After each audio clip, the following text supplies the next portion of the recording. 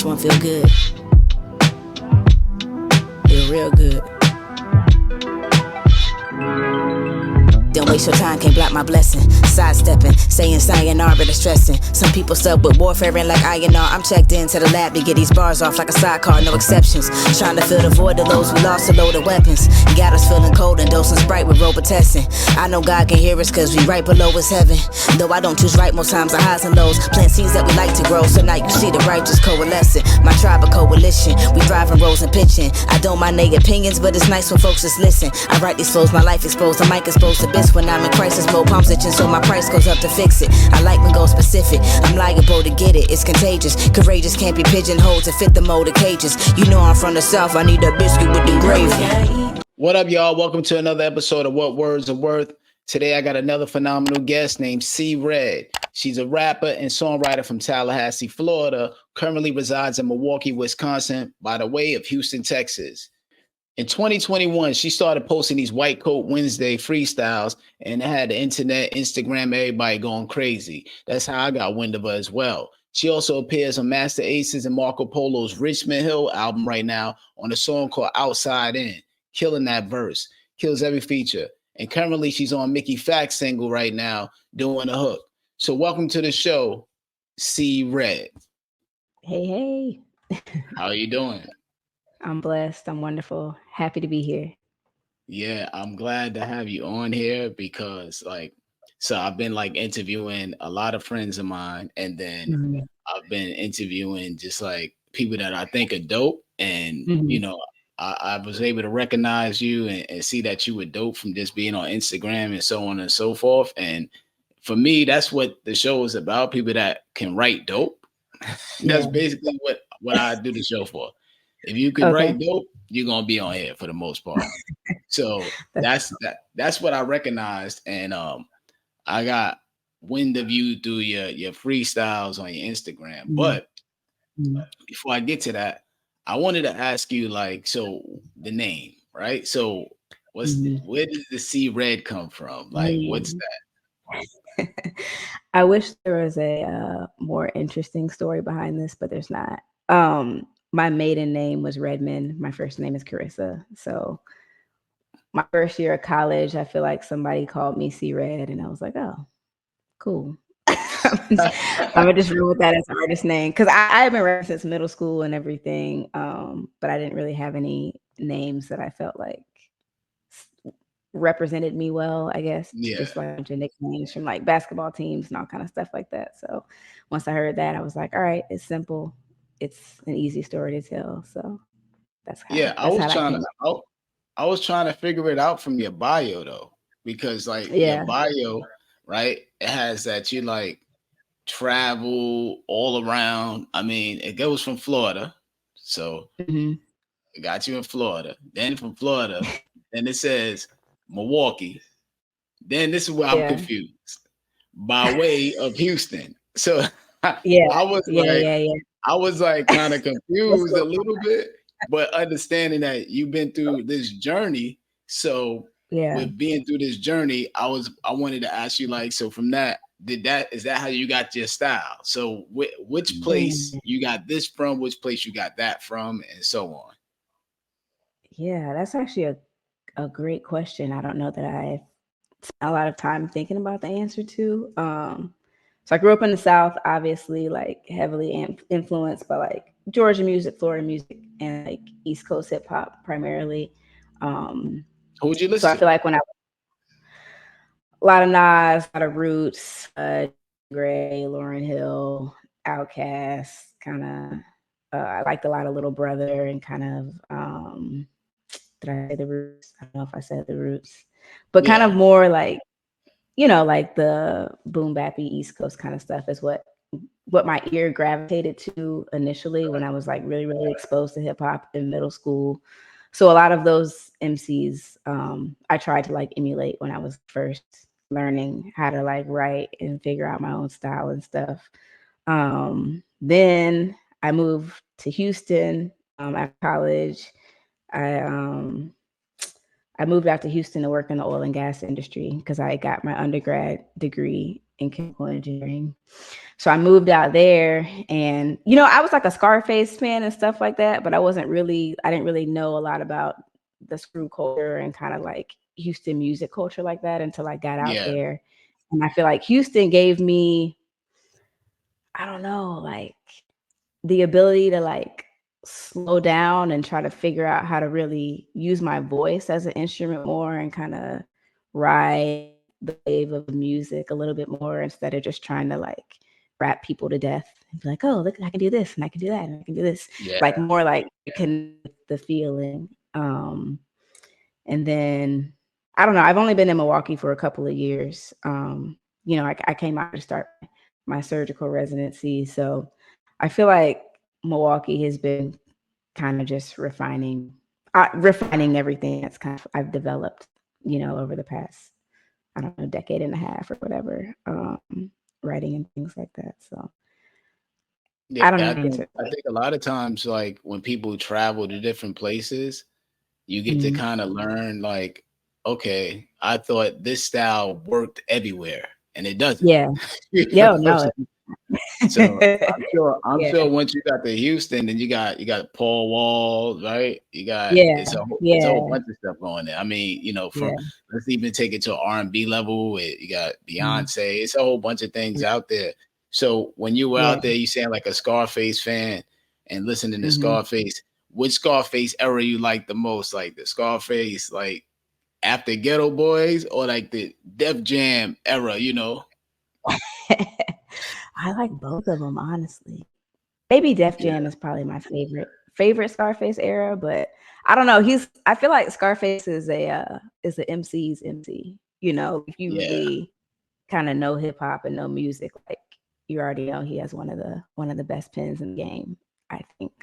So I think I kind of knew about Scarface kind of before Houston, but I think I got exposed to kind of the rest of, Screwed Up Click and kind of Slim Thug and all the Northside Cats and all that kind of stuff. And then obviously like UGK and all that as well. And it was all stuff that I had like heard and listened to and stuff, but I didn't really like understand as much as I did before I was actually like physically there and meeting Houstonians. I married a Houstonian, and kind of like performing out there and kind of figuring out how to assimilate into that culture more. So I think the cool thing too is like you start learning like things are regional. So like slang, dressing. But if you stay in your neighborhood, your block, you think that's the world. So you start learning that. And I would say probably with Scarface, I think I probably came late onto Scarface, and then the newer stuff made me go check the older stuff. Yeah. Did you see his Tiny Desk? Oh my God, I watched that Tiny Desk probably like 10 times. I was looking at how many millions of people watched it. I was like, I saw it once or twice. I mean, but people were saying it's like the best. Some people say it's the best one. A lot of people. So I think it's my personal favorite, to be honest. No disrespect to anybody else's Tiny Desk, but that one was special for sure. So when you're writing, right? What are we doing? We doing paper? We on the computer? Phone or in your head? This is I love asking this question because I'm on the phone and computer for the most part. That's it. So it's interesting to hear this answer. It's so interesting. I'm phone and computer now. I obviously started, I don't know if this is obvious. I started off writing on paper. I had all my little rhyme books and napkins and random pieces of paper and stuff. But, as technology has kind of evolved, I feel like I started writing in my phones more and more. And now that I have like an iPhone, like a MacBook and all that, I like to like put whatever beat I'm writing to in a note and I just like write underneath it now. And it's just, I don't know, it's easier to stay organized and kind of go back and listen to like reference tracks and all that kind of stuff. So I'm very much so a notes, iPhone, computer writer now. Yeah, definitely. So speaking of the beats and stuff like that, do you produce? Are you making the beats as well, or you just not anymore. So I you used to make produced for a short period of time, but then I got connected with everybody who was like way better at making beats than me. That happens for sure. And I liked writing more than I liked producing. Like I can still hear certain things that like I want to be added, and you know that's just like a conversation with the producer at that point. But I don't really make beats like that anymore. There's just Did you start as a, I guess maybe did you start as a producer, rapper, or poet? Because you know some people start on different ways and then they end up in their lane. I guess I technically started as like a rapper, poet. I feel like I technically wrote my first song probably, I don't know, in elementary school. I was a very heavily like gospel music, whatever my parents listened to, soul music, jazz, that kind of kid, until I got to middle school where they can't kind of shepherd all the things that you're exposed to as much. Yeah, that's why I really got into hip hop. So I wrote my first rap, I think like 6th grade or something, probably like that. You remember it? Ooh, I don't. I could find it. I think I have a recording of it somewhere, but I don't remember what I said. I'm sure I wouldn't play it for anyone now. Yeah, I remember kind of when I was doing mine's I was like the principal, because you know we said we was the new school, so I was like I'm the principal, you know. Hey. But yeah, those old rhymes though are always cool to like look back on. Yeah, like that, and like just to remember it. So then when you're writing, right? So do you prefer the verses done, or you write to the beat? You got a million verses laying around? Because you in that car, you in there in that car, you rhyming to the camera, and it's very frequent. So I'm up here like, you know. Yeah, so it's funny, like the white coats I try to write kind of fresh just because it's a good exercise for me, you know, as a lyricist to like come up with new things. So I'll give myself like a time limit. I give myself, you know, like, all right, you got 15 minutes, go. And that'll just be what that is. I've kind of at this point in my artistry, I think I like writing to beats more just because I'm trying to figure out how to optimize my lyrics and my delivery to music more so now. But I mean, you always got verses to go, you know. You know, you got to be ready for if somebody put on like a primo beat or something. You got to have a verse. I got some verses, but I used to have more, but now I pretty much I'm like I write to the beat for the most part, you know. And then you said it takes you about like you give yourself like a time limit of like 15 minutes, like for the white coats, like that. Yeah, it'll be like because I don't have a lot. I'm trying to do it in the middle of the week, you know, when I have like work and stuff. So I only have like. Give myself like 15 to 30 minutes or whatever and just see where I can get, you know. But obviously if I'm like writing for a project or like a feature or something, I'll take however much time it takes. But I will say the one thing for me artistically that's helped with White Coat Wednesday is just being able to write stuff faster because, you know, you get those repetitions in. So anything you're spending more time on just kind of comes a little bit easier. What's that like? As far as when you're doing those, or you're writing those at home, then you go to work and then you're recording it? How are you doing these white coat Wednesdays? Are you and then it sounds like you, I don't know if you're doing it live, right? Those are pre-recorded. How are you doing it? Like live? Yeah, right? so it's a good question. A lot of people have this question. I'm glad you asked this. So when I first started, I don't know if you feel this way either, but I think when you're a lyricist and you're writing things, I guess this is for anyone who writes things, but you really want people to be able to hear what you're saying and kind of your voice to have certain clarity and stuff. For me, I needed to like be recorded a certain way, which is not doable with a phone microphone. You know what I'm saying? And it's so it'll be like I'll write the verse, I'll just, you know, on my mic or whatever, record it real quick. Then when I have like a break or whatever, I'll do it in the car. And, you know, it kind of helps with performance and everything too. Obviously different than being on stage, but being in front of a camera is still different than just having a recording. So that's just kind of my voice to be clear kind of thing. But like I can still do it live if I need to, you know what I'm saying? But that's just something that has evolved over time with me doing the White Coat Wednesdays. Because when I first started off, like I would be like walking in the wind or whatever, and you hear all these wind sounds, and I'm trying to rap, and like you can't hear what I'm saying, and it's kind of like I'm doing this so y'all can hear what I'm saying. So it just kind of like evolved into me trying to just optimize, you know, how it's received by listeners and everything. So Yeah, that's it sounds like real married to the beat. It sounds like Mhm. it's mixed and everything, like done. It Um, sounds right. So yeah. like, and then it's cool because for those that don't know, it's like you can be scrolling through your Instagram, you hear a beat Mhm. from a Crisis, a Ill Mind, like your Right, favorite producer, right, right? right. And then they're following you. So make sure everybody go follow C Red so you can see what we're talking about. You're following C Red, and then that beat that Crisis just played. Then the next thing you see is C Red rhyming over it, you know, and Yeah. killing it. So you like, yo, you know, because honestly, I think like me and any other MC, we're probably listening to that Crisis be like, yo, he should send that. You know what I'm Yeah. saying? Yeah, yeah, But yeah, yeah, yeah, yeah. you're like laying these verses over it to kind of, Yeah. it's almost like auditioning.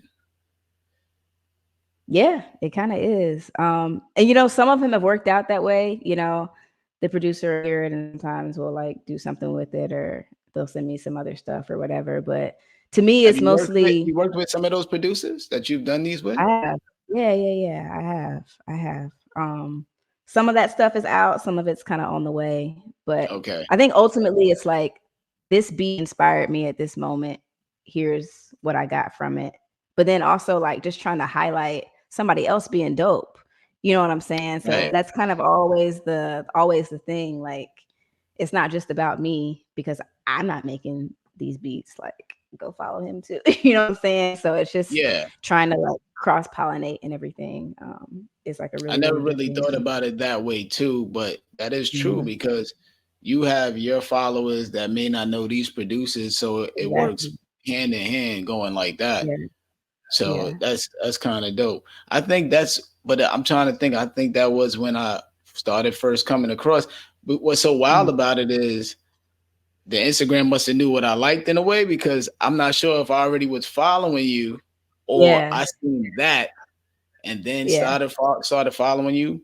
But typically, when somebody's rapping and rapping as dope as you do and doing those type of things, I get sent those in the you know in the DM like, Mm, yo, mm, check this out, check her out, she's killing yeah, it and stuff like yeah, that. You have how about like in your DMs and people were like, yo, I got beats for you. Yo, I got how's your yeah. DMs from the Line White Coat up Wednesdays? So it first started. So my husband, we weren't married then. It was like my first year of med school. My first year of med school was 2018.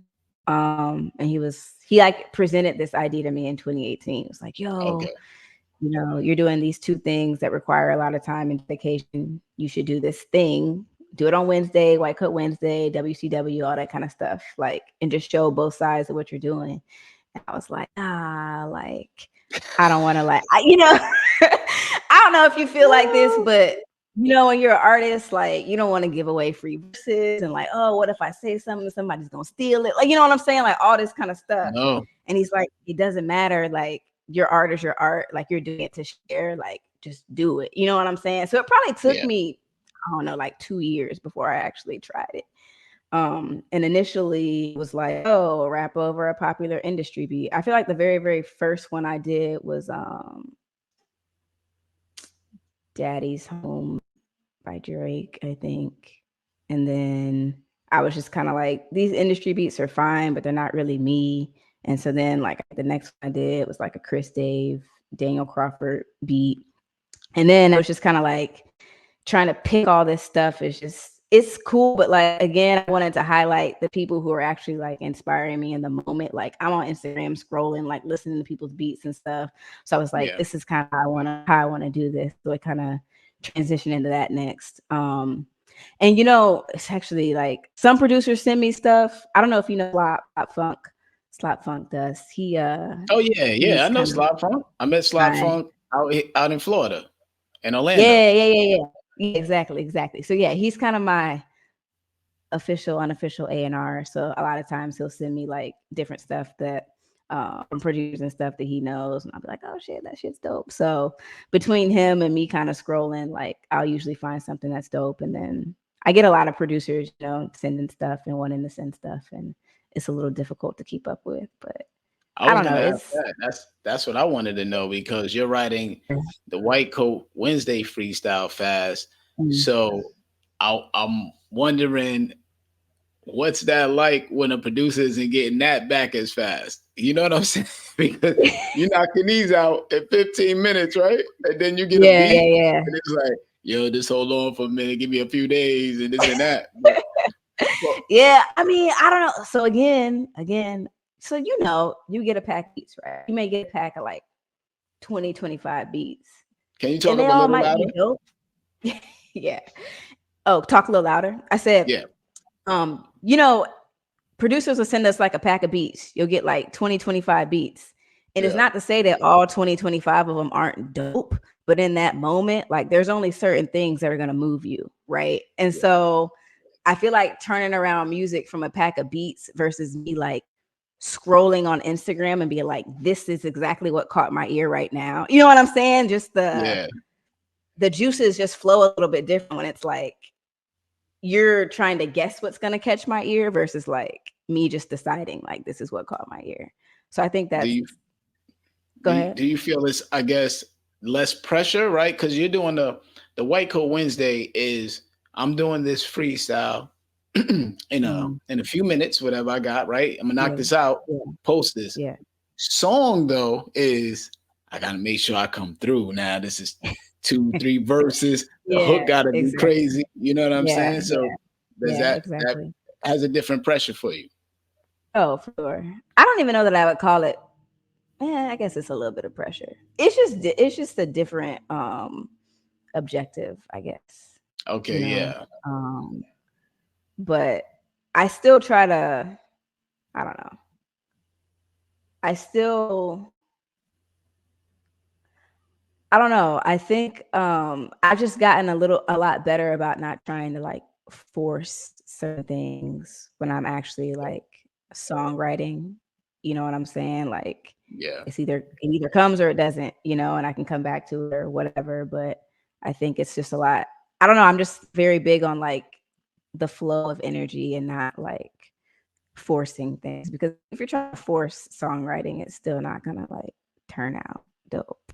You still gonna have to, you know, circle back or not release it or whatever. So, I find it like, depending on the moment of what I'm writing and writing to, everything gets certain care, right? Like, you might get a, especially when it comes to beats, right? You might get a beat that's like, this beat is fire, I like this beat, and then you get a beat like, this beat crazy, this beat's crazy. I'm about to go. I gotta, now your approach is different, because you're like, oh, I gotta make sure I kill this. So the time taken, it does matter with the level of beats you may get, I think sometimes, or I don't even know if this to say level of beats, because sometimes you just have a dope beat from this person and dope beat from that person, and still, you get a different feeling from each.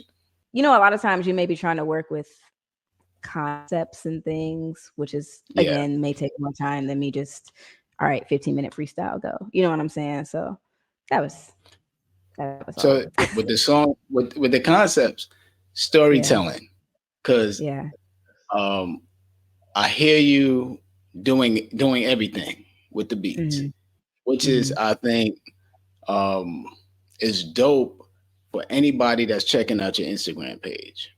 They're not like coming on there and just hearing like you rap how dope you are, only, but also the beat gave you a theme and they get to hear these bars for this theme.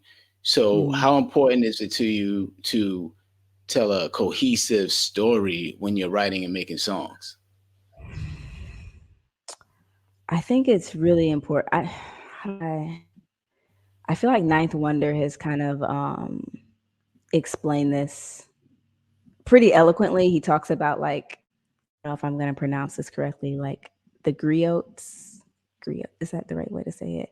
But just Yeah, like I the think. storytellers, Yep. like back before we were even like writing stuff down, you had people like telling stories orally. You know what I'm saying? And so that was the only way for people to kind of remember things and remember facts and remember history, was for it to be told in a cohesive manner that, is like easily digestible and things like that. So I think music is so powerful, like we get melodies and hooks and all kinds of stuff stuck in our heads. So for me, it's like, if something that I'm saying is going to get stuck in someone's head, I want it to be something that's impactful and maybe like push their own needle forward or whatever.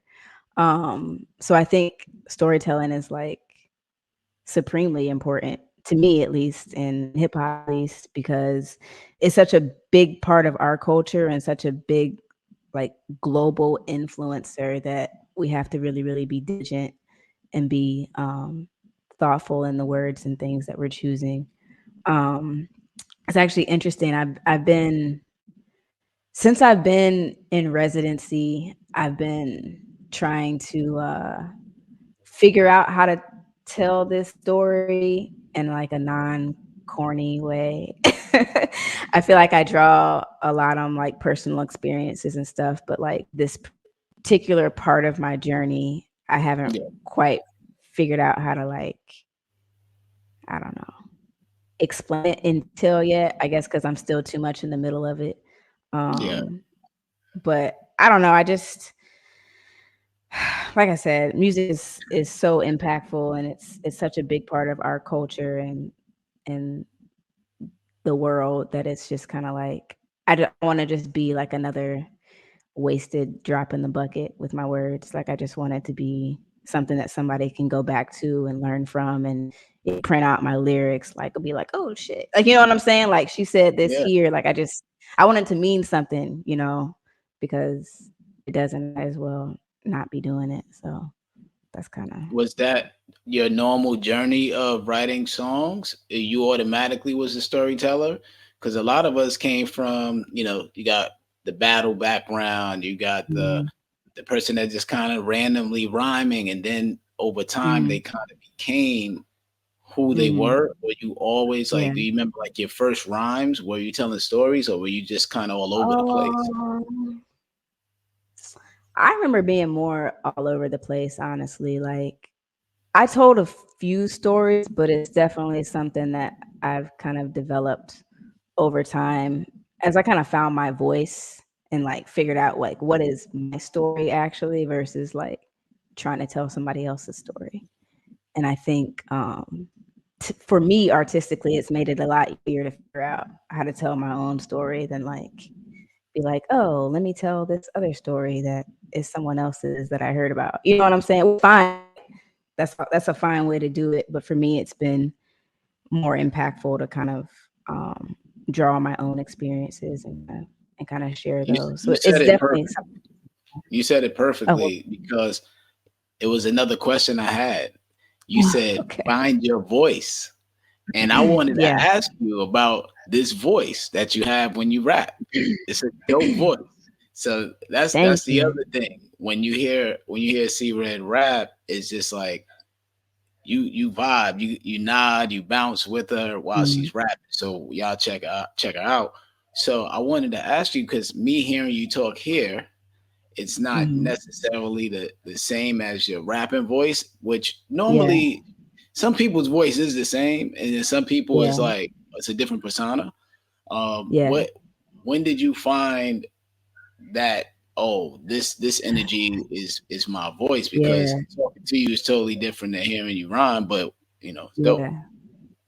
Man, I credit Houston with me helping me find my voice for real and just really like settle down, because I think as a woman, it's kind of, you feel some pressure that like your delivery has to be at a certain pitch and kind of like tone and things like that.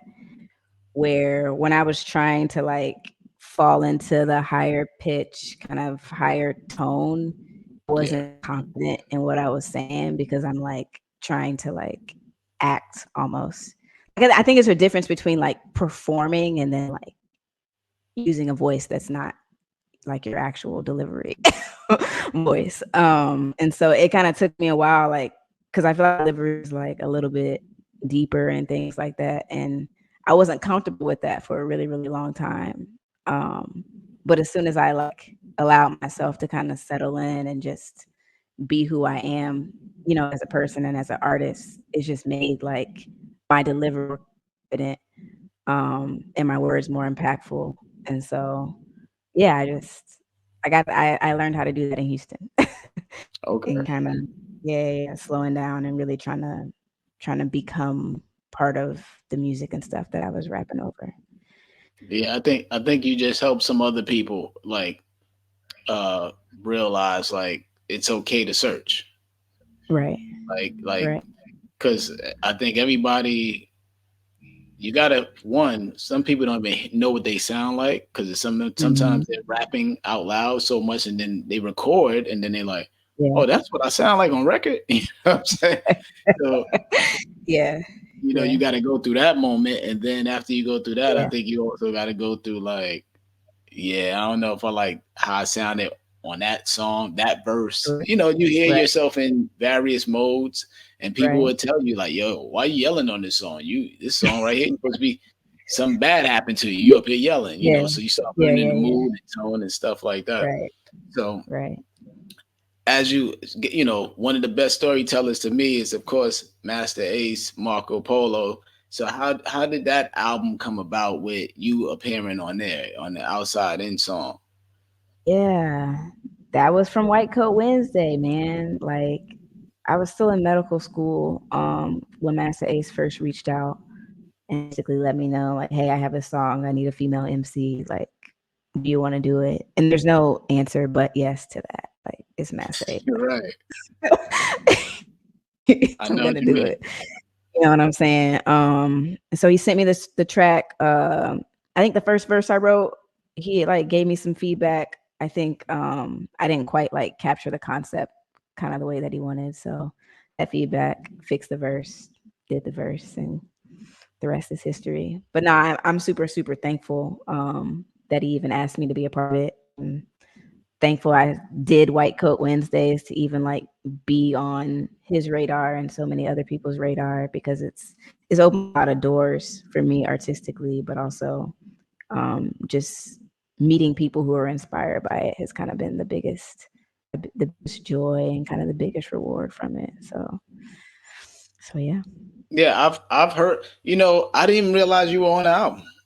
Like Yeah. because because when I'm listening to the album, I'm Mhm. not listening to credits or reading credits. You know, how Yeah. nowadays you don't have ain't no fold out and nothing like that, Yeah, yeah, that's true. That's right? true. That's So true. typically, I'm gonna listen to a new album or album kind of like maybe like at nighttime, you know, just Mhm. sitting there or whatever the case. Mhm. So it's kind of just like listening, and then whoever come on, I go, oh, that's dope, that's dope, that's dope, that's Yeah, dope, yeah, and yeah. then that's it. I really don't revisit credits probably till after, like the After, yeah. second time or something Real. like that. Yeah, yeah, yeah, yeah, yeah. You know That's what I'm real. saying? So I like think I'm the hearing same the way. album, and then when I read your bio and it had you on there, Mhm. I was like, oh, yo, let me go Yeah, back, yeah. let me go back, and then I was like, oh snap, so I thought that was dope to be able to go back and then hear you on there as well, and I was like, Yeah, yeah. okay, that solidifies how dope she is too to be on this project as Uh, well. So, yeah, and then you yeah. know I'm on that project as well, so it's wild too. I'm like I'm on Yeah, a project with you, and I didn't even yeah. realize that. And this Right, is all right, right, before me realizing like setting up this interview because I was a right. fan of yours despite that, you You're know. right, right. So it was just dope to see that we're both on the same project. So Yeah. how about Pendulum Inc., right? So how does that play into um I guess, Yeah. you know, you attending it or, you know, going to some of the class. So how did that come about Yeah. with Mickey Fax having Pendulum Inc.? Shout out to them. Yeah. Shout out to Mickey Fax, Chilla Jones, the whole Pendulum Inc. family. Yep. I met Mickey on social media. It was shortly before they had their first class, and I can't even remember how we got connected. I don't know if it was from Osmond Benjamin or who connected us, but we got connected. I wasn't able to be a part of the first year just for like scheduling things or whatever. So when the second year rolled around, I met with all of them. And Mickey was like, yo, I like really, really want you to be a part of this. It'll make you a better writer. Like, there's only benefits, you know what I'm saying? But again, I'm in the middle of residency. And so he was just like, we'll give you a scholarship to kind of be a part of it and everything. So I was super, super blessed, super fortunate for that. So I was one of their scholarship students last year, and I did the advanced technique course and some of the other electives and things kind of as I was available. And we had that graduation. That goes to show for those students, that goes to show like him being able to recognize like, yo, need to be in our, you know, our school, and her credibility of how dope she is helps us as well.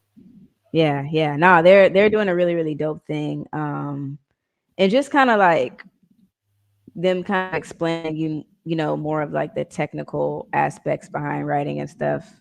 I think it's pretty dope because, you know, we're writers, like we're just doing stuff, but we don't know like what the terms behind what we're doing, and kind of I don't know. You can be more intentional with your writing. And so I think that's a lot of what Pendulum Inc. gave me, as well as just a community of just dope human beings that kind of pushed me, not only artistically, but just as a person, you know, like even with like rhymecology and everything, that kind of getting into the feeling and like the mental and the emotional stuff behind the music is like really, really important. So I really am thankful for the year that I got to spend with them, and they're for my family for life. For real. It's dope because a lot, you know, like it used to be ciphers. So now the ciphers have changed to like kind of these online places, right? You know, like you get with your family and people that rhyme and all that, and y'all build online. I don't know, some people might be spitting verses online, but whatever the case, you're sharing it digitally now. So it's not like, yo, I'm gonna be there at 9:00. Yo, meet us outside. We at the open mic. It's I still got open mics here and there, but it's not like leave the open mic and then y'all rhyming outside. We used to rhyme outside heavy. Now it's like I don't know if I seen people rhyming outside heavy like that. So I got another question about what do you record on? Like, what do you have? You have a setup right there. It looks like you have like the professional mic and everything going on. Yeah, I don't record on this mic. This is Audio Technica. I use a Shure KSM something. I've had it for a long time. KSM 27. KSM, maybe it's a 7 somewhere in there. That's what I got over here. Okay, I'm up here like we might have the same mic. Yeah, we might. It hasn't steered me wrong yet. I record on that. I got my little a little Focusrite, you know what I'm saying? And then I record in Logic. I used to use Pro Tools, but then like I like updated my computer one day and Pro Tools stopped working, and it was just the whole thing. So I use Logic Pro now.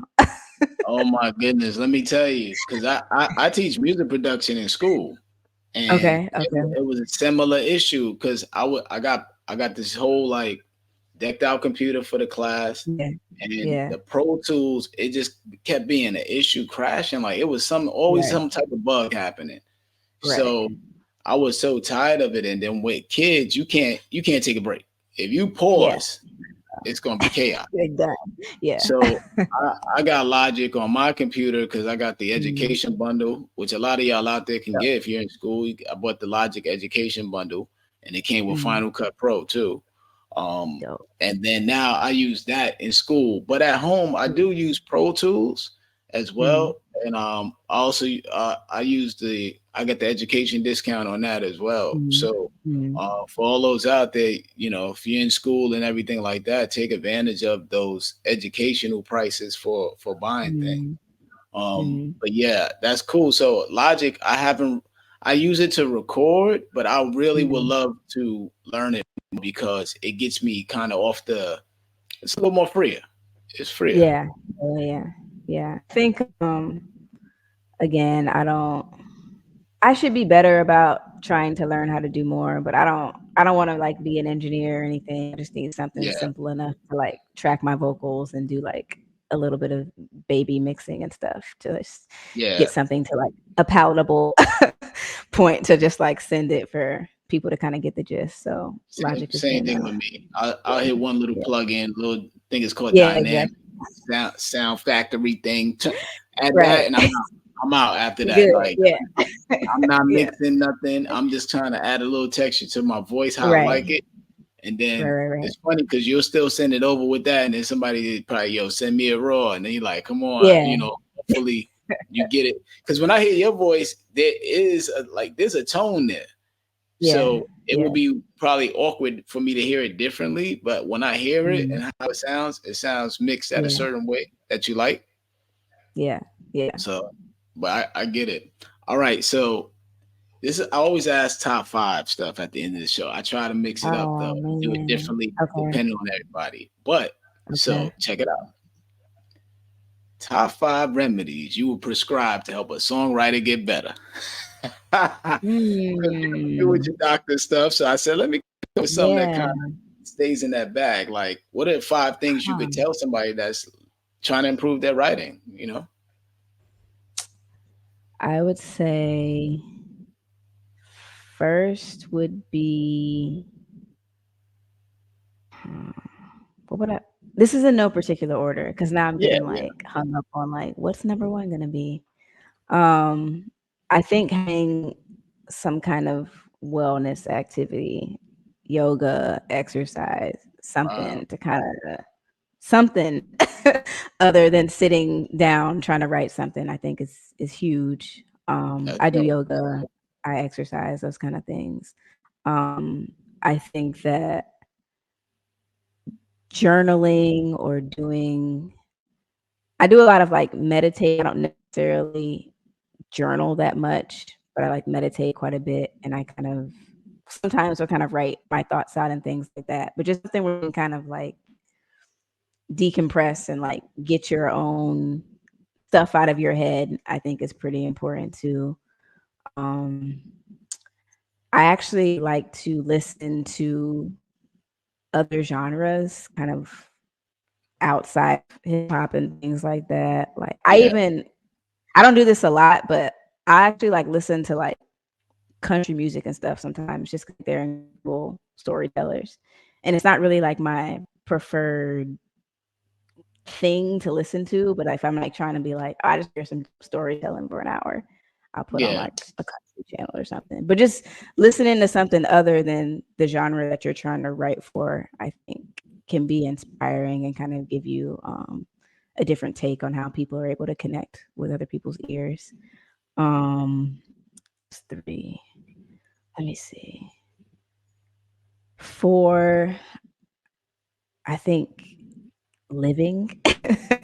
I think a lot of times, especially when you're trying to write, you'll feel a lot of pressure to write, but you may not have the words to write and just have a cup of coffee somewhere, go have a conversation with somebody, just kind of live and get re-inspired and reinvigorated.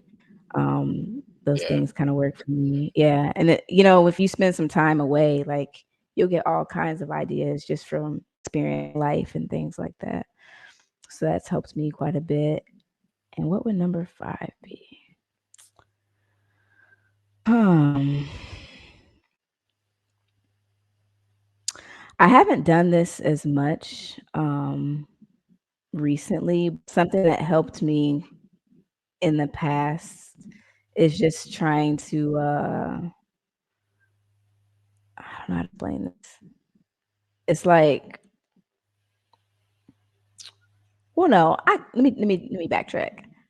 Something that I actually got from Pendulum Inc. actually is like giving yourself certain constraints and just hmm like trying to write within those. So I think one of my favorite verses, I wish I could remember it so I could do it for you, but I can't remember it. But we were doing like a constraint assignment where like we weren't allowed to use like certain vowels or whatever in any of the words that we were using in the 16. And like just kind of making your brain kind of like think a little bit harder and be more intentional about the words that you're choosing to like make something cohesive, but also be creative, I think is kind of dope. So just give yourself little exercises and stuff to do like that. So I think mine was like I couldn't use the letter A or something like that. Like none of the words can have the letter A in it, and it's just kind of fun. And I mean, you don't have to like stress out about it, but just try to do fun little exercises. I think helps a lot. So yeah, writing is a puzzle. Writing is a puzzle. If you like, it's words moving this word here. It says it's a puzzle that if you like to write and you just like figuring out things to get it across, and like when you get it right, it'll make you be like, oh snap, oh, you know what I'm saying? It's like a puzzle when you figure it out. So it's exciting to do. I think that question, I was trying to think of this top 5, and I'm like, I want to do something in that arena of, you know, dealing with doctor stuff and stuff. So it's so dope. Your answers were like perfect because to do with medicine. well, no, because it did have to do with wellness and health. And remedies, you know, so it did stick to the theme of the question. So the answers were actually fine, because I actually didn't even think about going that route with. I'm up here thinking you're gonna be like, yeah, you know, go to a place and make sure you take time to write the but you actually did go into the realm of wellness and dealing with remedies and kind of something that's prescribed from that angle. So it came out dope. All right, so I know I appreciate having you here. I know we were playing tag just to get this done. I mean, we were. We've been trying for weeks. I'm so excited to get it done because I know how dope you are. People are gonna find out how dope you are if they haven't found out how dope you are, and people that know how dope you are gonna watch it and enjoy. You know, and I'm happy that I can give you some light of whatever I have, so people could learn more about you and hear you. But let us know where they can find you at, and if there's a certain album, because I saw that you had like an 8-track EP. Yeah, Duty Hours released September of last year, September 13th actually, of last year. Okay, so Duty Hours, y'all, we gotta check that out. Check out Duty Hours. Check out obviously the new single with me, Mickey Fax, Fearless, produced by Tobes, and also Wordsworth won't tell y'all, but you're in the video. The video's done. You're in the video. Because you know what's so wild is I saw Mickey posting his verse. And I was like, I wonder if she's in the video. You know, so then I watched the whole video, and then I saw you come through the video. I was like, okay, dope. She's in the video. So we got that done. What else am I on? Oh, I have a single with Mars, my guy Mars. It's called Real Ones. What else? I'm on obviously the Master Ace album, Outside In, Rhyme Fest album, Black Man. Yeah, okay. I mentioned all that in the intro too for you too. Oh, okay. Yeah, cool. For sure. But as far as like the Mickey song, when they were working on it on Instagram, and they were just like getting people to kind of suggest ideas, I was just like, yo, I need a female on there. And I sent him you. And he was like, yo, I know her. But like, to me, it was just like hearing your voice. I could hear you on it. You know what I'm saying? So I'm so happy. No, I appreciate that. I am too. It's so crazy. It's like I was actually I was in Florida, like visiting my family, and I was on my flight back like that Sunday afternoon. And I'm like literally on the plane, and Mickey texted me and was like, yo, Wordsworth like said I should get you on this song, and then he sent it to me, and I was like, yo. I was like, as soon as I land and I get to the crib, like I got you. So I sent it back that night and everything, and I'm glad it turned out dope. I love it. I like what you said with the Valley Napa. Now it's Napa. Like I was like, that's nice. Play on the words. And everything super dope, so check that out. Fearless, Mickey Fax featuring C Red.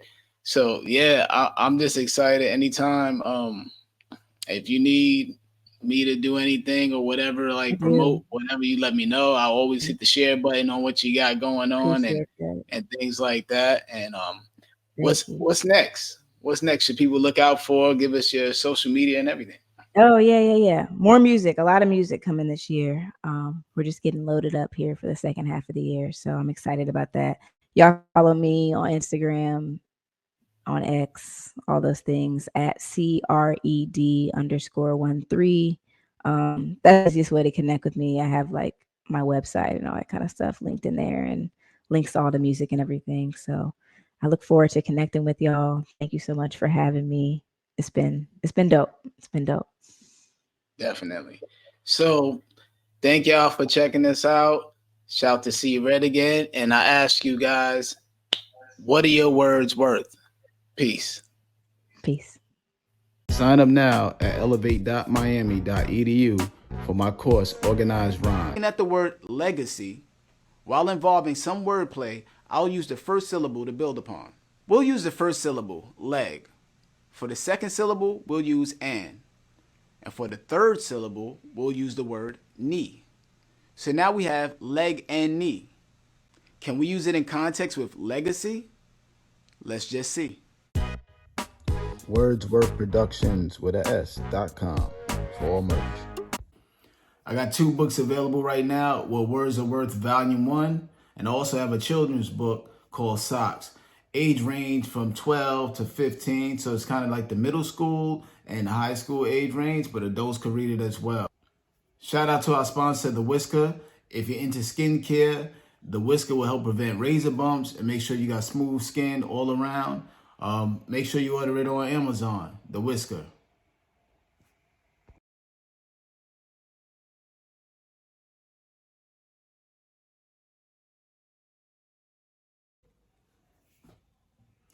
Make sure you check out Wordsworth-Productions.com. There you can book me if you want to book me for shows, consultations, panels, and things of that nature. And also it'll give all the upcoming shows that I'll be attending or performing at or appearing at as well. Wordsworth-Productions.com. We write plays, books, movies, anything that deals with writing and creativity. Contact us.